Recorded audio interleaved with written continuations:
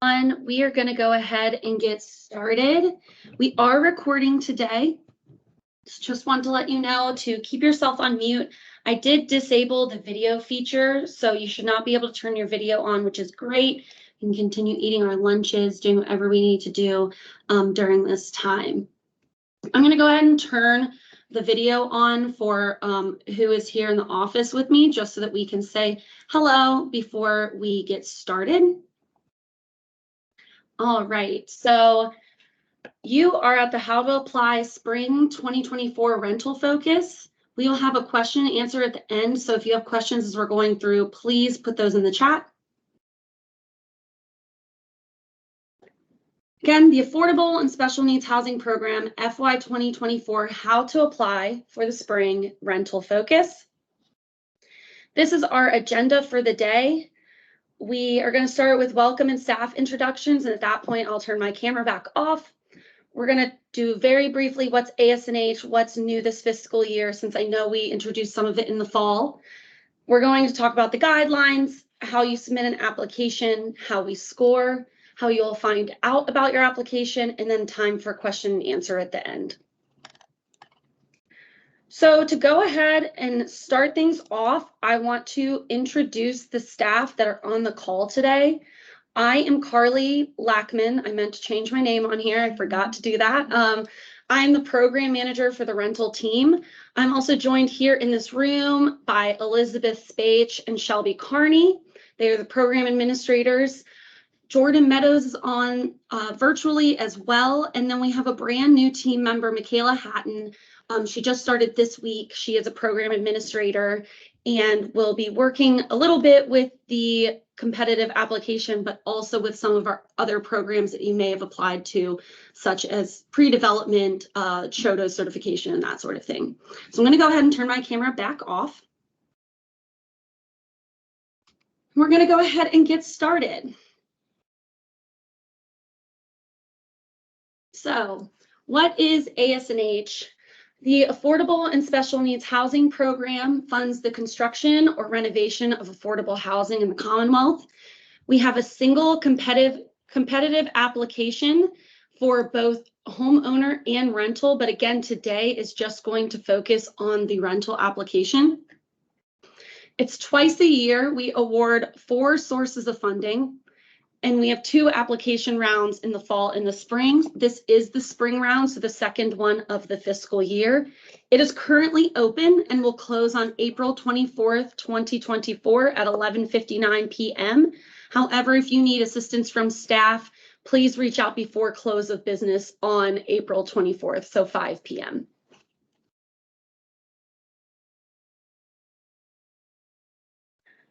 So just a quick overview of what is new in FY 2024. If you applied in the fall, you heard some of this.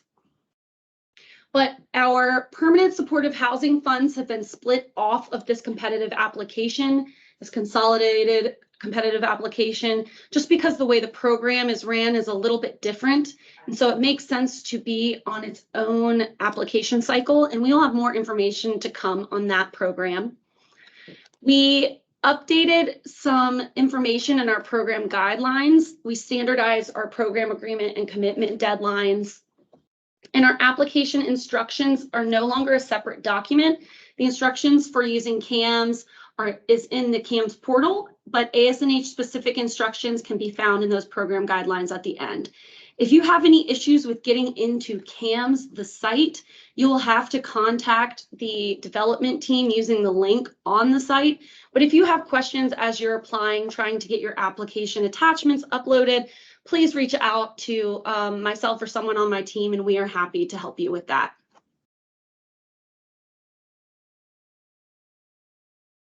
All right, so we're going to go a little bit deeper into the program guidelines. We're going to talk about the funding sources for this round, the applicant and project eligibility, the funding limits and restrictions, program requirements, how you will submit, and then how we announce and notify those funds. So this spring, we have the following approximate amounts for each of our 4 sources. We have about $2.8 million in home investment partnerships, or home. We have $3 million for National Housing Trust Fund. It says rentals only because this is only for rental applications. Home ownership projects cannot apply for National Housing Trust Fund. Virginia Housing Trust Fund, we have about $4 million, and we have just about $36 million in the Housing Innovations and Energy Efficiency, those high E dollars. These are approximate. They may most likely go up based on program income or any returned funds, but these are approximate amounts for the spring. Okay, so who can apply? Nonprofit organizations, for-profit housing developers, public housing authorities, and DHCD certified community development housing organizations, or CHODOs. So one of these types of organizations are eligible to be the applicant on a project. However, it is also important to note who is involved in the project and what their role is in terms of the application is important.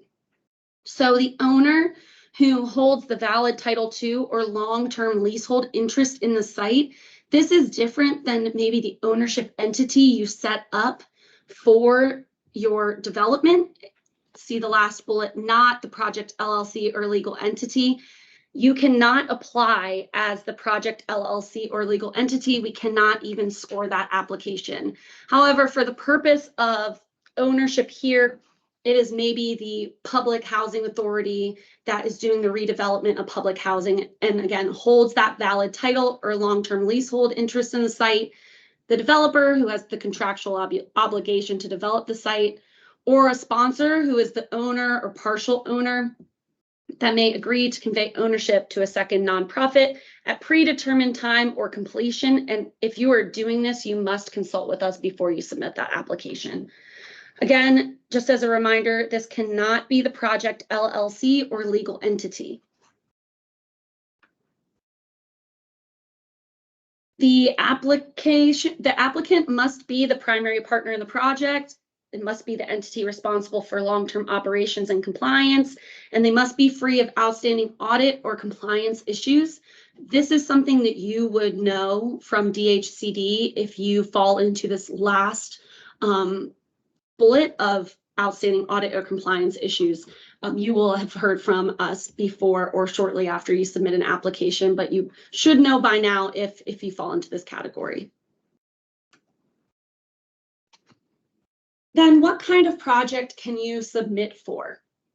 So we do accept applications for both rental or home buyer projects. Again, this is the rental focus, so we will be answering questions specifically around rental. Home buyer will have their own. It is a minimum of 5 units targeted to low income, meaning below 80% of the area median income households. So a minimum of 5.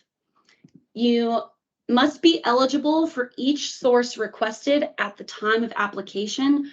We will get more into that on the next slide, talking about the funding request caps. But please keep in mind that if you are not eligible for a source and you apply for the source, you will not be funded.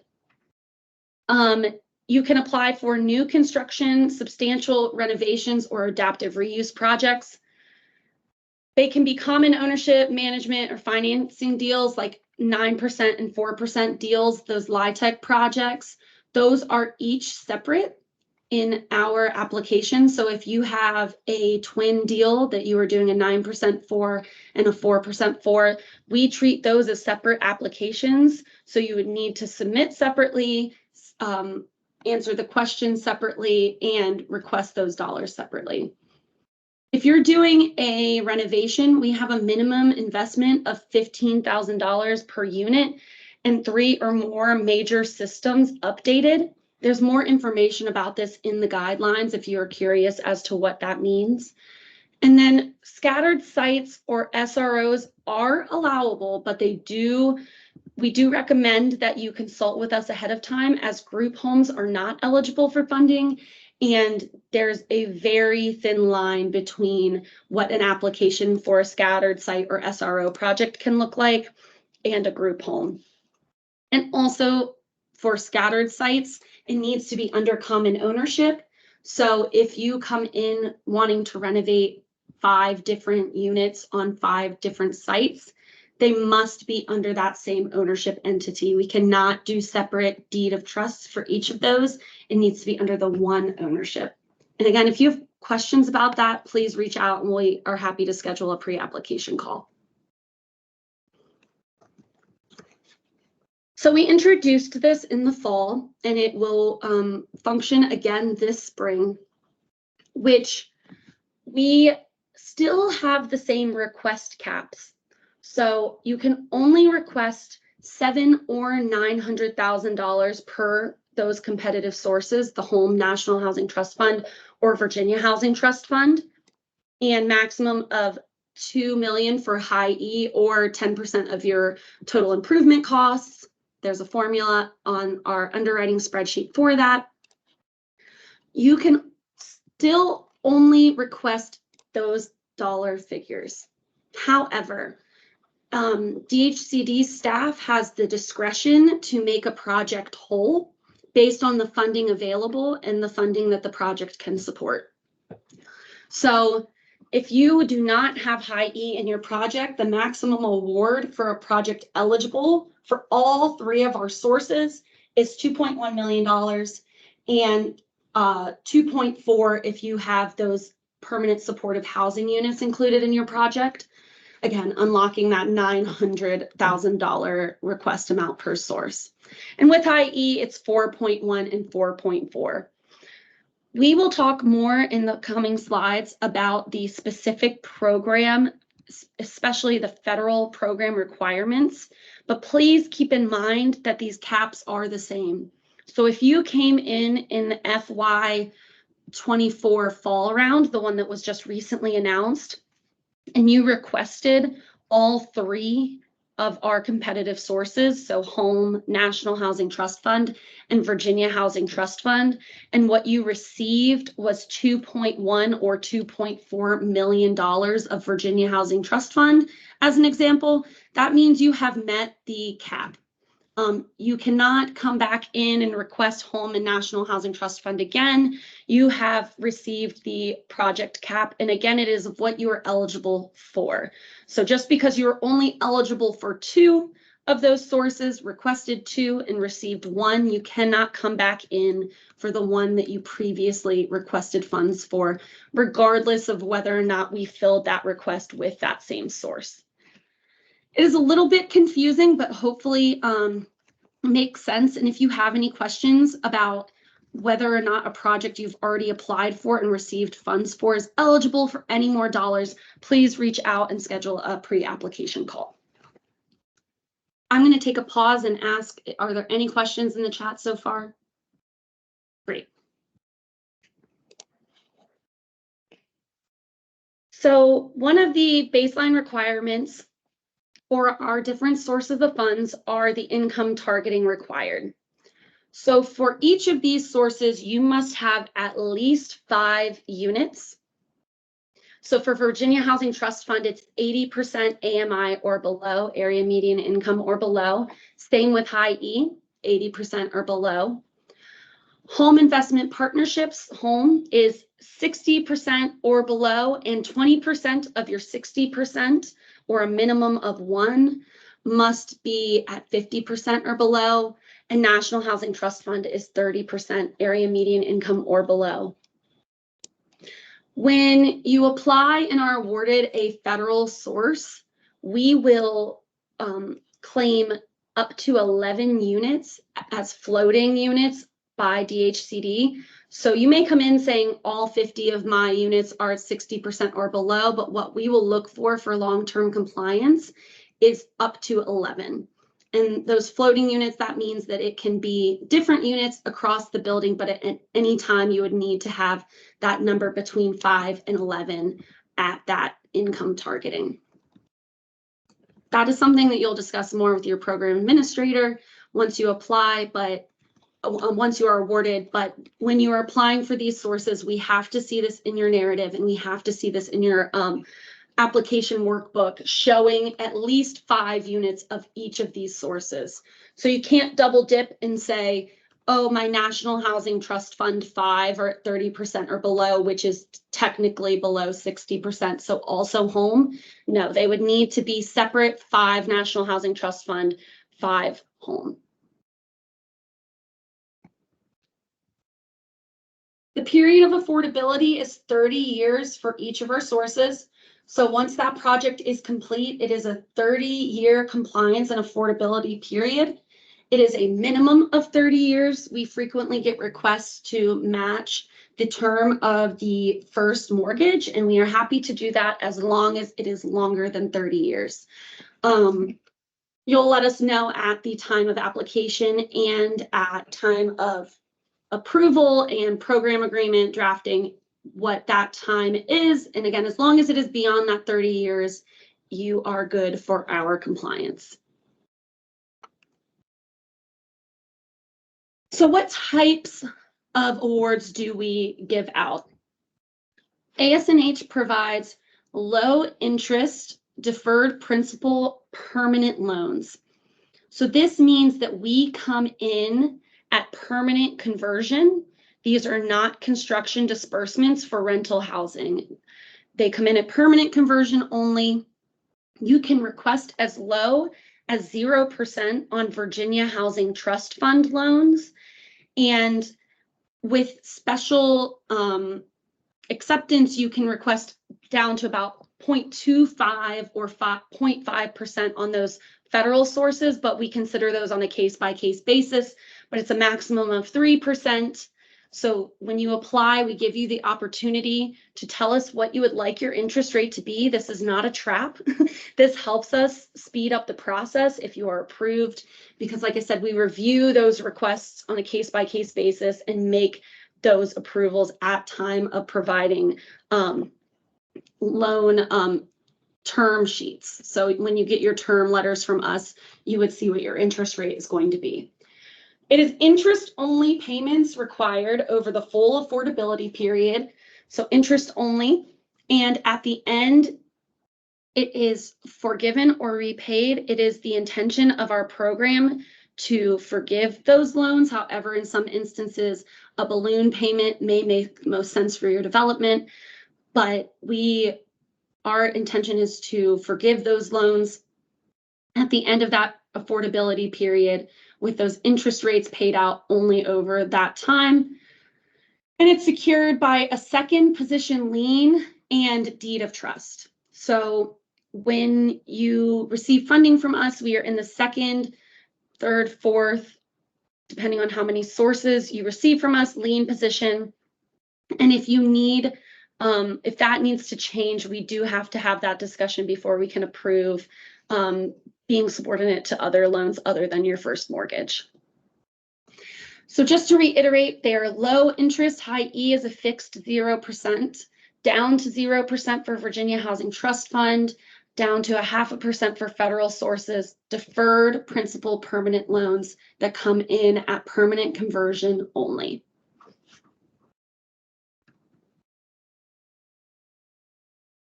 We're going to now talk a little bit about the additional program requirements. You can find these in our program guidelines, so program requirements specific to Virginia Housing Trust Fund, National Housing Trust Fund, and home.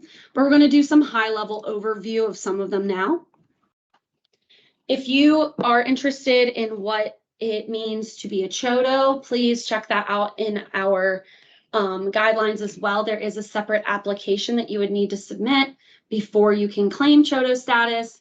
Also, there is additional preference for those entitlement for non-entitlement regions. So if you're an entitlement, there is a list of those entitlement regions in our program guidelines. There's information about high E performance requirements and what you'll need to apply, what makes a permanent supportive housing unit, what is required for Section 504 units, and additional requirements and regulations. So very high level home requirements. is that if you are in an entitlement or consortium area, which is an Appendix A of our guidelines, there is a match required, 25% of local funds match. You must have this match secured at time of application to be eligible. There is a scoring preference for CHODO involvement. Again, if you are going to claim CHODO status or have a CHODO as maybe a sponsor or a partner in the project, that needs to be an active certification at time of application. That is a rolling application that is open in CAMS. There are application guidelines for CHODO status in CAMS. Please reach out to myself if you have any questions about that, but you have to have that at time of submission. There is an environmental review requirement with public notice for a home. So a Part 58, you may have heard about that from some of your other federal sources that you have received, but that is required before any choice limiting activities can occur.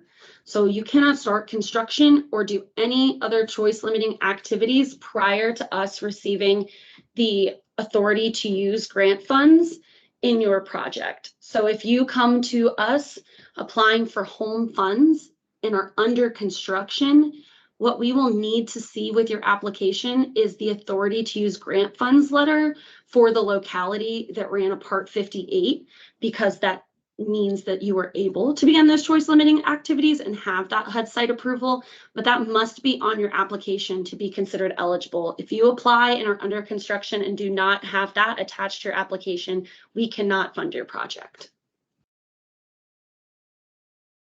I've spoken a little bit about CHODOs. It is a DHCD certification that you will need. Your locality may certify you as a CHODO, but if you do not have DHCD certification, you will not get that preference on the application for home awards. CHODO requirements must be continually met throughout the development. And that is something that once you receive CHODO certification, we will let you know how you will recertify. Because there's an annual recertification required in CAMS. And generally, CHODOs must meet organizational, mission, financial management, and capacity requirements, which include, but are not limited to, having certified nonprofit status, being a community-based organization. There must be low income representation in your board. Your primary mission is the provision of affordable housing, a demonstrated capacity to develop affordable housing, and conformance to accounting standards and financial soundness. Again, this will all be included in that CHODO application guidelines.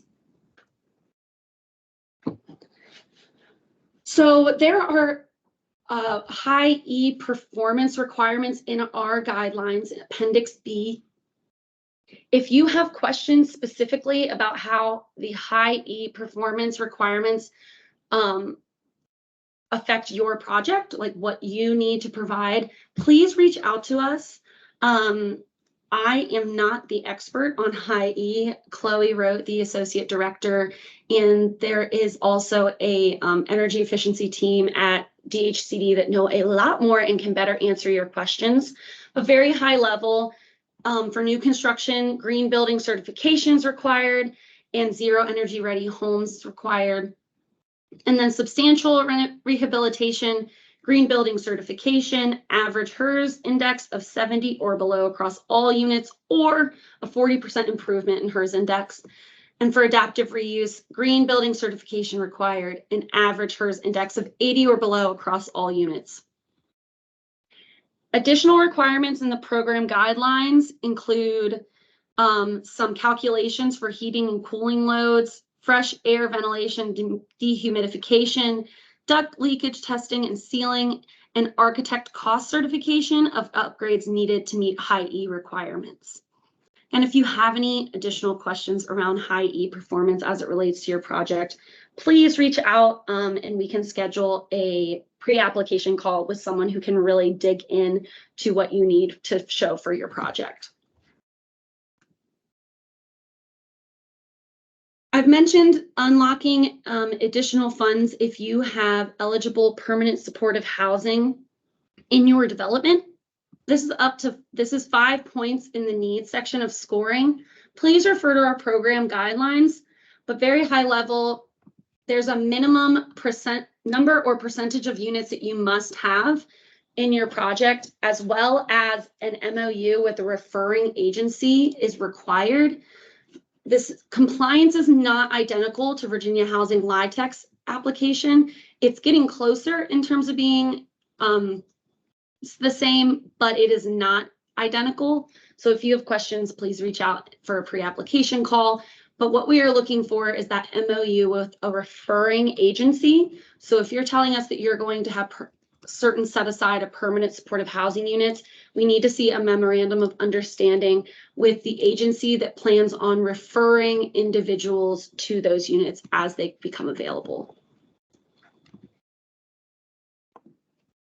Section 504 accessibility for rentals, new construction, or substantial alterations.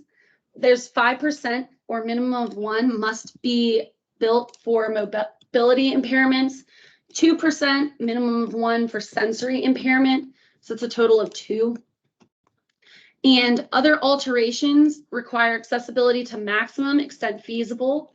It may not require a full 5% and 2%. This can affect your score, however, and we recommend that you have DHCD consultation prior to submission. But if you are applying for federal sources, you must have 504 units in your project. You absolutely need them for all rental, new construction, and substantial alterations. But on a case-by-case basis, your rehabilitation may not have to include these. However, you must speak with us ahead of time so that we can confirm that you are not applying for a source that you're not eligible for if you do not have those 504 units. Because again, home funds especially, and I believe National Housing Trust funds as well, do require these 504 accessibility units. Also in our guidelines there's information around the Fair Housing Act, Lead Safe Housing, Uniform Relocation Act, Section 3, Labor Standards, Davis-Bacon Regulations. And please see our program guidelines for eligible costs, rent limits and increases, lease requirements, and other things related to the administration of those units. That was a lot of information about the guidelines. I want to pause and see, is there anything so far in the chat? All right, great. Please refer to the guidelines. Like I said, I keep repeating myself, but it's because it's the best thing to do is request a pre-application call so that you can make sure that you are meeting all the regulations. Virginia Housing Trust Fund is a very flexible source. However, there are federal regulations that we must follow, and for those federal sources, you must be eligible for them to receive any funding. Now I'm going to kick it over to Jordan, and he's going to talk to us about what happens when you're submitting and then after. Good afternoon, everyone. So starting with application submission, again, the deadline to submit your application in CAMS is April 24th at 11:59 p.m. We will be available until close of business that day, so be sure if you have any questions or would like to meet, check in with us before 5 o'clock that day. But April 24th is that deadline. Be sure to include all the required materials as outlined in our guidelines and the instructions that accompany the CAMS application. One thing on that is remember to include all the documentation that's required based on the funding sources that you're applying for. So for example, if you're applying for home funds and for your project, the construction has already started, you want to make sure you upload that Part 58 that was completed before construction began, because if you're already started construction and the Part 58 hasn't been run, it needs to start before construction started. So that will automatically make that application ineligible. Scores will be ranked from highest to lowest, and we will fund as many projects as we can until we've used up all those monies up to that threshold of, I believe, 65. Carly, correct me. Is it 65 or 60? It's 60 points. 60, up to 60. So that means if a project meets the eligibility of that threshold, 60, it still may not receive funds because we start funding projects from the top of the scores, and then we kind of run out of money.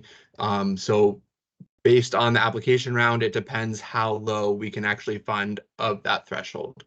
High E is non-competitive, and it is awarded based on the eligibility. But remember that that project must also receive a competitive award from a competitive source, which is Virginia Housing Trust Fund, National Housing Trust Fund, or Home.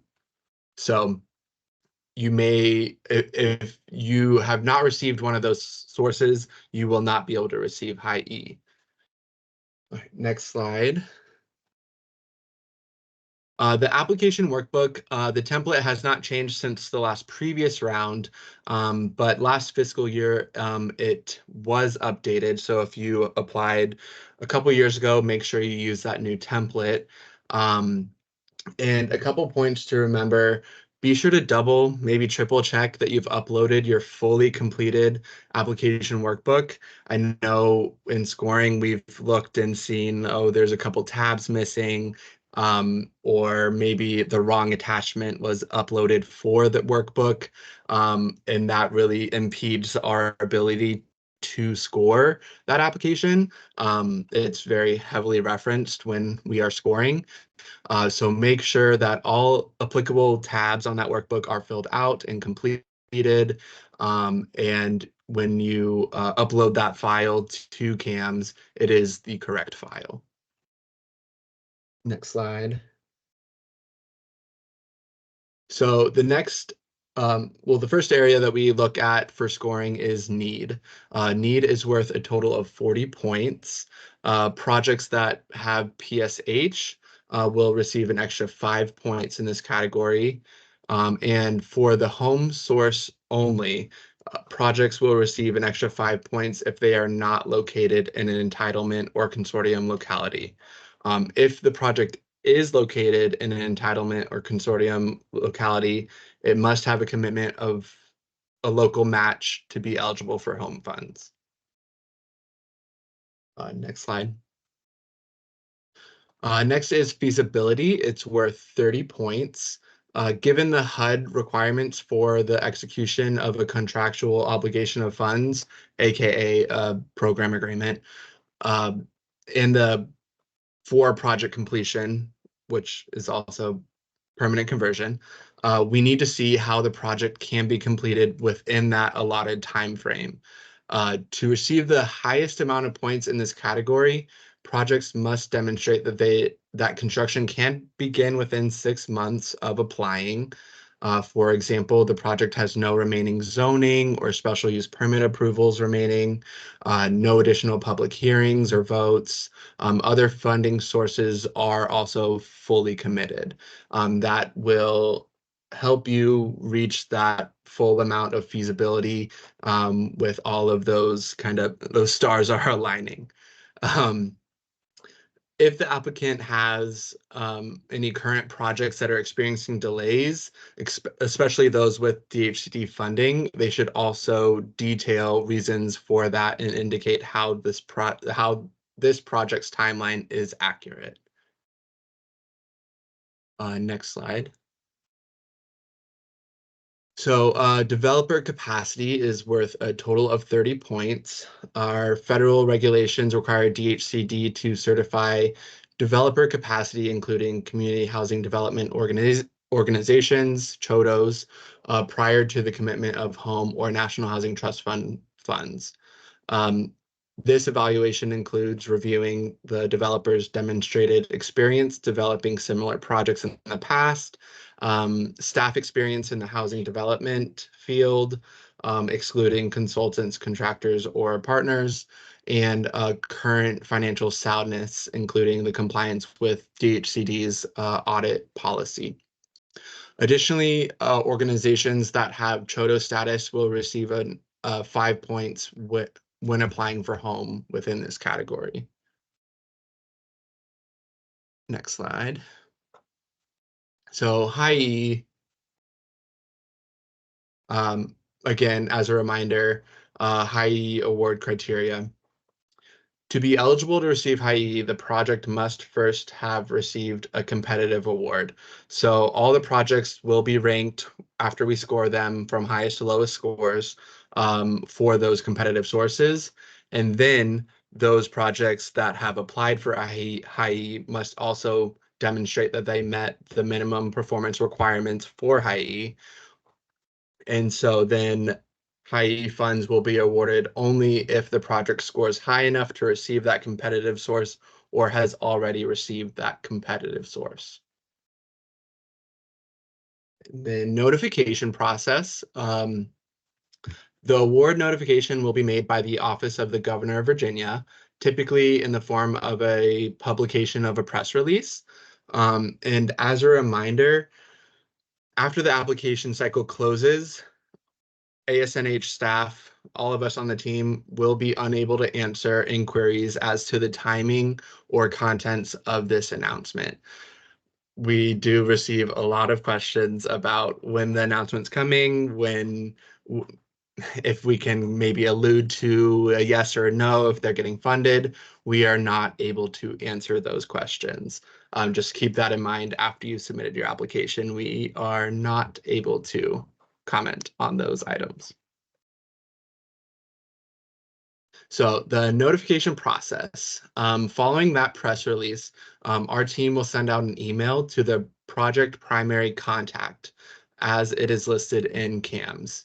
So please, please, please be sure that your CAMS information is correct. I highly recommend everyone to review your organization in CAMS, who's in there, what are they listed as, what are their titles. Make sure that your organization in CAMS has up-to-date contact information. I know I've run into sending out emails that have gotten bounced back because the person associated with that project is no longer with your organization. This does delay our ability to move projects forward and getting these developments built, which is our ultimate goal. So after the award, if you are awarded, you'll receive a deputy letter and then also your terms letter. The terms letter outlines the terms of the funding award. You'll need to review this letter to confirm your understanding of the details of the award, such as certain compliance and the dates and deadlines of the award and the language. This is actually new in our terms. Our language that we do use in our program agreements is there to reference, so you can kind of sign off on that as well. So once you've reviewed all that, you can sign and return them to the ASNH team. After we've received those signed terms, we will begin to draft your program agreements, but it is important to note if you are awarded funds from a federal source, such as Home or National Housing Trust Fund, we will also then request the applicable environmental review documentation to be completed before we can actually send those program agreements to you. Program agreements must be signed and returned to our ASNH before the deadline, which is 12 months from the application. And program agreements will expire after 24 months from that signing, as you can see on this slide. And now I'll turn it back to Carly. Great, thank you so much, Jordan. Before I turn it over to y'all, if you have any questions, we will upload this recording once it's available to the site, our DHCD website. We currently have the spring guidelines with the source amounts there. And as I mentioned earlier, the spring round is open. It is open and will close on April 24th. The best person to contact is going to be Jordan, who just helped us out as he runs the Calendly request a link. And so he will be able to help you schedule a pre-application call with someone on our staff. We highly recommend, especially if this is your first time applying, that you schedule a pre-application call. If you have any questions about what we covered today or run into any issues during writing your application, please reach out. Like I said, if it's CAM specific, you'll have to contact the CAM support contact email on CAM's website. But if it's something content related, please reach out to myself, anyone on the team, or specifically Jordan can help you schedule those calls. Do we have any questions so far in the chat? And I did just send my Calendly link to the chat if anyone already knows they need to have a very specific meeting. Great, thank you, Jordan. It was the PSH, which we answered. Yes, at this time, we do not have an update on PSH, but when we do, it will come out kind of the same way we announce our other rounds, hopefully sometime this summer. If we have any other questions, please feel free to put them in the chat or come off mute, and we can go ahead and try to answer those.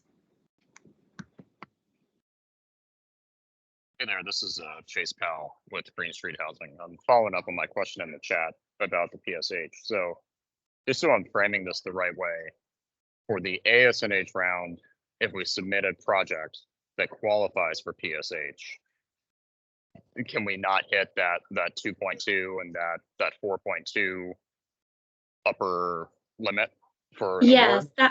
Okay. that's a great qualifying question. So I'm referring specifically to the up to $500,000 of permanent supportive housing specific funds that used to be on our application. I see. So yes, you are still eligible to unlock that additional, I think it's $200,000 a source if you have those eligible permanent supportive housing units in your project.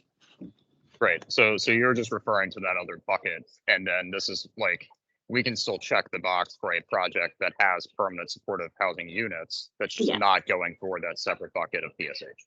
Yes, and we took it off mostly because it was very rare that a project coming in was eligible for both our competitive consolidated application sources, so Home, National Housing Trust Fund, Virginia Housing Trust Fund, and that PSH source. It was kind of created for the projects that maybe don't fall into those other buckets. And so that's why it made the most sense to take it off. But yes, absolutely. If you have permanent supportive housing, we want to hear about it. We want to see an MOU and we want to give you some extra points. Excellent. Thank you. Thank you. I'm seeing here a question about the state home ARP funds. And what I can say to that is that Michaela has joined our team. She will be working on that, and we will have more information to come. I do not have a date on when that will open. We wanted to get this round opened, and then hopefully not too long from now, you'll be hearing more about that. But it will be run through our program. So ASNH staff will handle the home ARP dollars for the development purposes.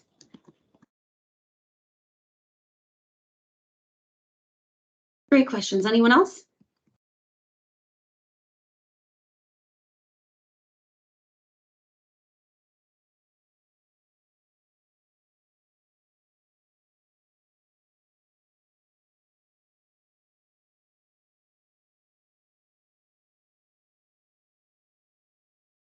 All right. And I'll give a few more moments for any other questions come through the chat or for people to come off mute. But I do just want to highlight the dollar figures that we have for the spring. As I mentioned, it's around 9 million of those competitive sources and $35 million of high E. Now, if you attended a meeting last fall, if maybe you heard our Associate Director Chloe speak, she talked about throwing spaghetti at the wall. I will never not encourage you, if you believe you have a project that is eligible and potentially competitive, to apply. However, it is a very small amount of dollars, and we are prioritizing fully funding projects. So this fall, we were able to score down all the way to the threshold to that 60 points and fully fund those projects, which is amazing and awesome, and we were so happy to have the discretion to do so. But that means that the dollar figures are much smaller for the spring. So I would highly encourage you, if you applied in the fall and didn't get the money you were looking for, to please schedule a pre-application call and a debrief of the fall round so that we can really get what you need to apply for the spring, as it is, we're anticipating a competitive round. I can't say, unfortunately, every round people like to ask, how many do you think you'll get? How many do you think you'll be able to fund? However, if you do some math, around a max of about 2.2 or 2.4 million dollars a project of those competitive sources, and a total of 9-ish, that's not a ton of fully eligible projects, but we do still have a good amount of high E for the spring, and those sources, the amounts may go up. So if you have any questions about your application, things you can improve on from last time, we're even happy to, if you submit or getting ready to submit your application before the deadline, and I will reiterate, please, before the deadline, with enough time for us to respond, we're happy to go click your links and see that your links all work. In the future, we may have a cure period to assist in that, but we don't have the capacity or the ability to do that currently, but we can look at it before it is submitted. So if you have any questions about whether or not your application attachments work, please let us know. We're happy to look at that for you. Do we have any other questions? I'll give us about a minute or two more before we wrap up for today.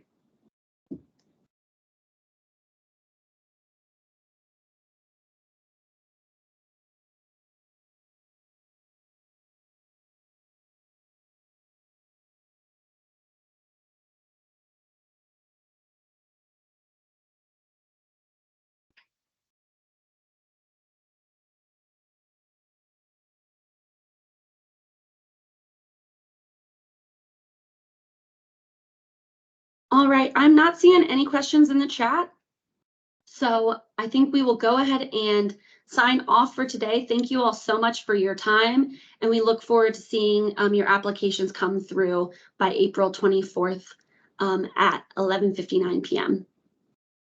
Thank you all so much. Have a great day.